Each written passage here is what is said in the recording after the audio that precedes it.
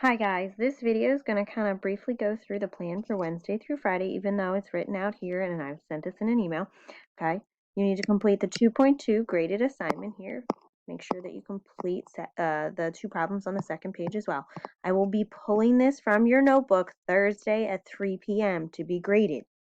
Okay? This video is mainly to introduce the new topic, and it's going to follow along with the file here called Notes 2.3 Graphing Using a Chart. Okay?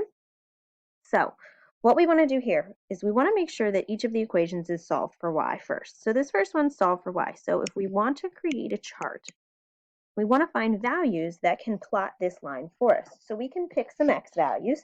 Now, I wouldn't pick anything too big or too small. So let's do like -1, 0, 1, 2. You can pick any x values you want. Like I said, I wouldn't go too big or too small, though, because then it'd be hard to graph. What we're going to do is we're going to plug each of these values individually in for x so we can find the y that matches up with it. Okay? So if I put -1 in for x, I'm going to get -2 minus 6, which is -8. So that's the y value that goes with that x value. Now let's put in 0 for x. So if I put in 0 for x, 2 times 0 is 0, and then minus 6. 0 minus 6, and you can use a calculator to help you with this math, is just -6. All right, I'm going to come over here to plug in the 1 and 2. So plug in 1 for x. 2 times 1 is 2, and then minus 6 is -4. All right, and then let's plug in the 2 for x. So 2 times 2 minus 6. 2 times 2 is 4, minus 6 is -2. Then we're going to come over here and plot these ordered pairs. So -1, -8, 0, -6, 1, -4, and 2, -2. And then we're going to connect them with a line with arrows on the end. Okay?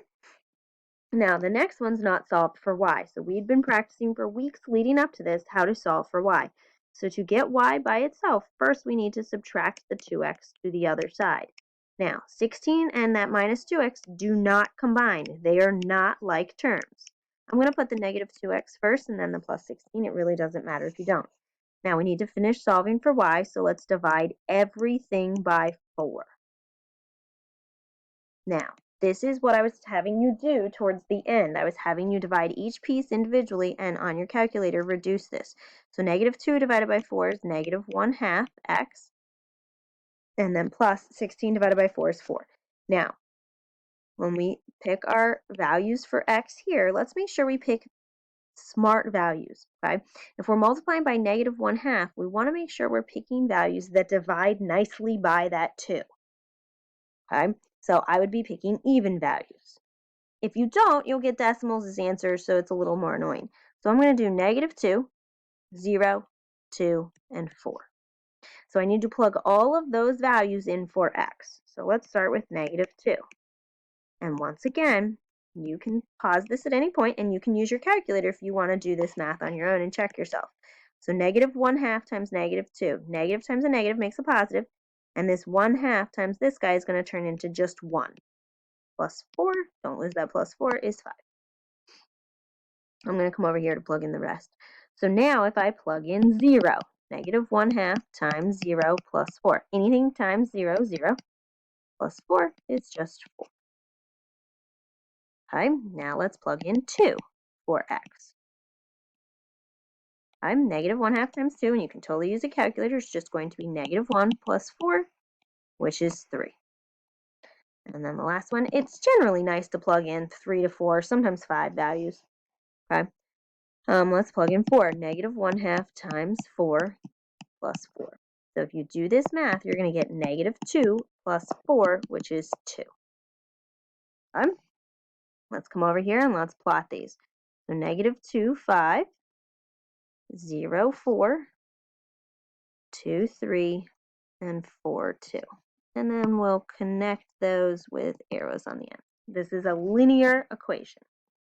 All right, now at this point, if you want to pause it and try and work through number 3 on your own, right, off to the side or on a piece of scratch paper or whatever, that's up to you.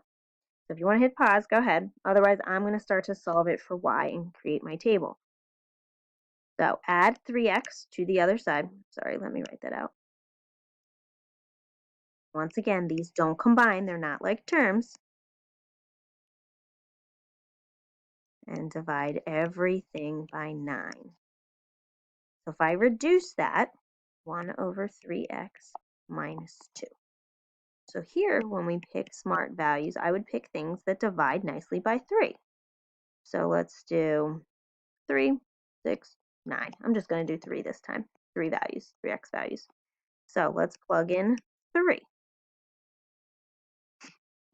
So 1/3 times 3 is 1, minus 2 is negative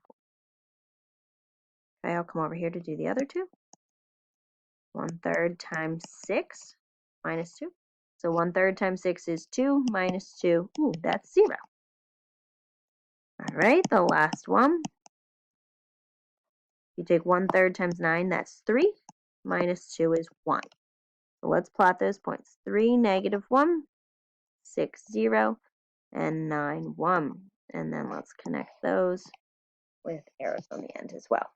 So from here in the plan, I ask you to complete the graphing using an XY chart and the 2.3 additional practice. So just as a preview, so you kind of know what to expect here. The first couple, I already picked the X values for you to plug in, and notice this is solved for Y. So you just need to plug those each in for X to get the Y value that goes with it and plot them. Same thing for 2 and 3, but make sure in 3 you pay attention and you pick smart values. Now, in 4, it's already solved, but now you get to pick what X values. Once again, I wouldn't pick anything too big or too small. 5's a little tricky. Let's try that. Maybe we can have a discussion in Thursday in virtual office hours if you need help for this one. This one's a little different.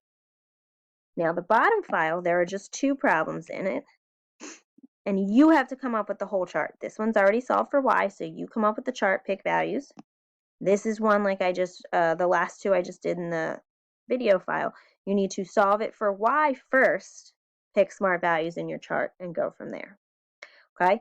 Please reach out at any time if you have any questions. I'm available Thursday in the Canvas conferences for any questions at all. You guys are doing well.